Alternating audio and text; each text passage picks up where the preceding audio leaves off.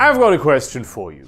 What is the difference between Bayonetta and He-Man? In case you don't know who these characters even are, Bayonetta is this woman who is capable of anime-level acrobatics and shoots guns while also using her hair as her clothes. And He-Man is this flamboyant hunk who lives in a science fantasy world where he fights a guy named Skeletor. Yeah, I know Bayonetta has the more interesting moveset here, but the point is they're both cool and badass characters who can fight in their own cool and badass ways. And there's a lot of characters like this, men and women, in a lot of media. It's like extremely attractive people being extremely badass while flaunting their attractiveness. You have Lilith from Borderlands, Conan the Barbarian, Lara Croft, James Bond, literally most of the cast of most fighting games. You get people with big tits, sculpted abs, sometimes both, and they're all badasses. So what is the difference? Well, according to some feminist scholars,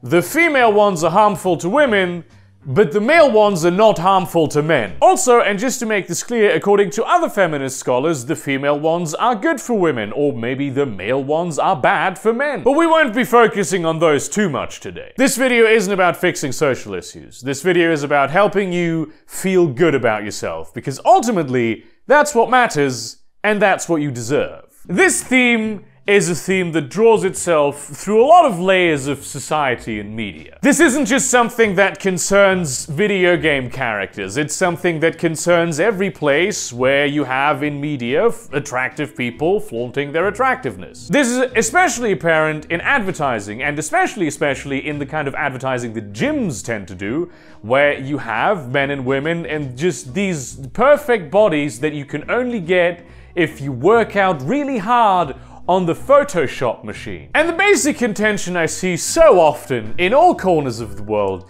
is that this is bad for women, but it's not bad for men. So why? Why is the exact same thing bad for one gender, but not bad for another? Well, you see, when you show women these legitimately unreachable because of Photoshop, it's not actually real people that you see, beauty standards, then they will feel bad because they feel pressured by society to look like this. This is clearly a bad thing. It's people feeling bad without being able to do anything about it. Nobody should feel like this. My question is, why is it that men, when confronted with the same kind of advertising, don't feel like this? Why is that? Well, you see, when it's attractive women, it's a societal expectation of pressure, but when it's attractive men, it's a power fantasy. See, when a man sees Daniel Craig come out of the water with his, like, perfectly sculpted abs and broad shoulders, it doesn't matter what the man looks like. He always identifies with Daniel Craig and feels powerful because he thinks, this is a fellow man. And that's why it's okay to sexualize men, but not okay to sexualize women. Thank you for coming to my TED Talk. But hang on, what? Why? Let's just ignore the fact that a huge portion of men, when they see Daniel Craig come out of the water, feel terrible about themselves and the way that they look. When do you think people engage in power fantasies? 'Cause it ain't when they feel comfortable and adequate in their own skin, I'll tell you that much for free. Power fantasies are a coping mechanism that people use to cope with their own feelings of inadequacy. And it is a coping mechanism that you kind of develop because if you're a guy who complains about absurd beauty standards for men, you will get laughed at, mostly by men. You don't get attention or understanding, you don't get a society that appears to be in general agreement that you are a victim being victimized by something that is clearly bad for you, and that hurts. And women experience this all of the time also. Frankly, I would argue probably more frequently than men, because let's be honest, we do judge women more by their appearance than we do men. I know this is very unfortunate, but it's true. However, that doesn't erase that we also do this to men a huge amount. Which, just as a quick tangent, I am always surprised at how many people, when you say this thing happens more frequently than this other thing, we'll take that as this thing happens and this thing never happens ever at all. Just the mental gymnastics to gather that from what was said, they're beyond Olympics level. So I think we can all agree that it doesn't really matter what the gender of the person is that feels bad because of these hyper-idealized, impossible beauty standards that are being portrayed everywhere. It's not great, and nobody should have to feel that way. Now, of course, there will be those few who will argue that it's fine to sexualize men, and it's not fine to sexualize women, because women are sexualized from an early age. Which, first of all, how does that track as an argument? But also, if you were ever a young boy, you have probably experienced just an army of middle-aged women tearing off your cheeks while telling you what a handsome young man you are, and oh, how lucky they would be to marry you. So this also is a two-way street. Not to mention the fact that we live in a world where just a huge portion of society thinks it's a-okay for grown-ass women to rape little boys. And let's be honest, neither of these situations, be they the situations of men, be they the situations of women, even so much as approach being fine. Obviously, you know, the advocates of this kind of thinking will still conclude that it's fine for men because men run the world and that therefore it's their own fault. But that's the beautiful thing if you are working off a theory where the conclusion is also one of its axiomatic assumptions. This, of course, invalidates it philosophically and intellectually, but it's a very elegant solution to always come to the conclusion that you are correct. It does not, however, help any of the people who feel like shit whenever they are bombarded with unreasonable beauty standards. And to those people,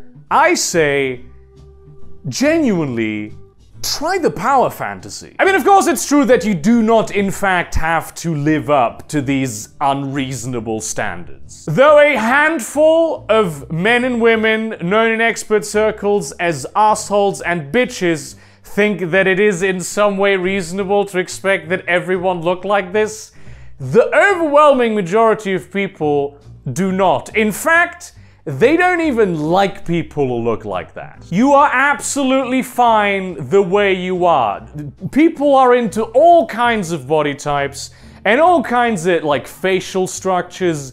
Every look that you can have. There's plenty of people who are absolutely into that.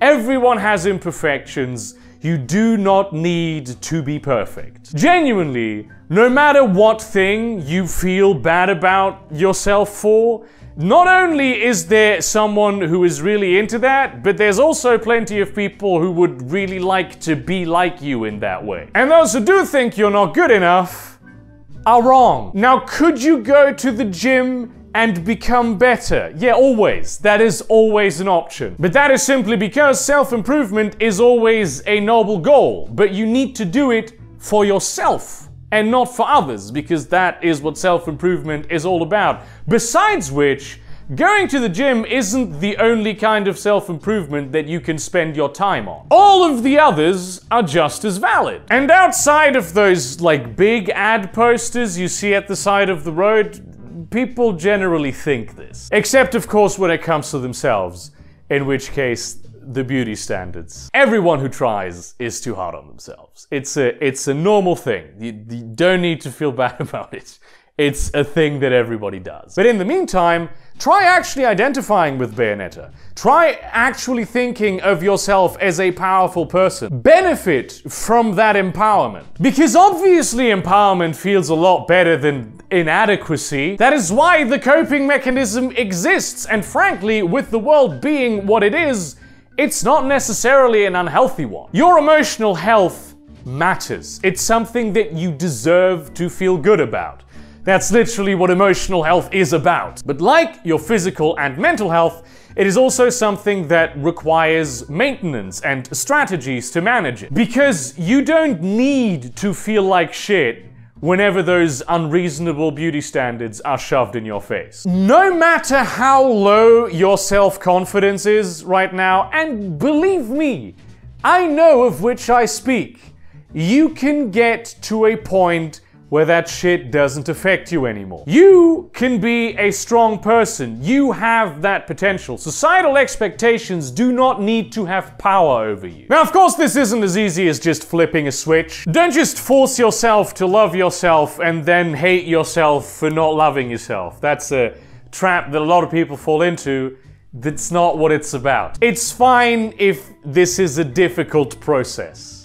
It's the end result that matters. And depending on who you are, the process might take longer than it would for others. It might actually include going to the gym so you feel better about yourself, even though you will never reach the absurd standards that Photoshop has created. But ultimately, it is a process of self-empowerment. And believe me when I say you can reach power levels that right now you can't even imagine. So long as you're engaging with this a little bit, you're fine. I mean, let's be honest, of course it would be easier to do this if there was more representation of more body types in media in a positive way, not just as the fat guy being the comic relief character. And if you are a creative person, maybe creating that can be part of your journey. But ultimately, this is about not comparing yourself to others in such a self-deprecating way. It is about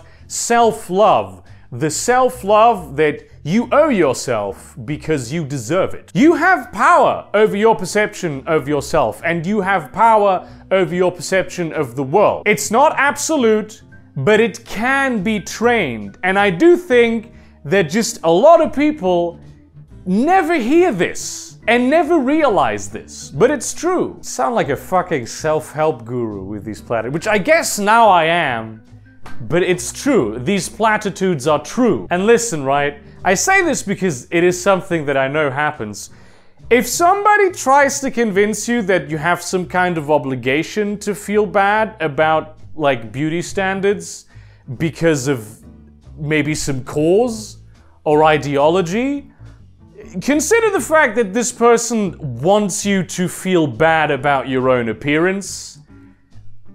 Maybe question if you should take that person seriously. But yeah, that's basically all from me. Thank you very much for watching this video. Like, comment, subscribe, do all the things. Share this to your relevant communities, but do not spam them. Consider supporting me on Subscribestar or Patreon, buying some of my merchandise or my short story collection. And in that spirit, remember, you are good. You're fine. There's nothing wrong with you.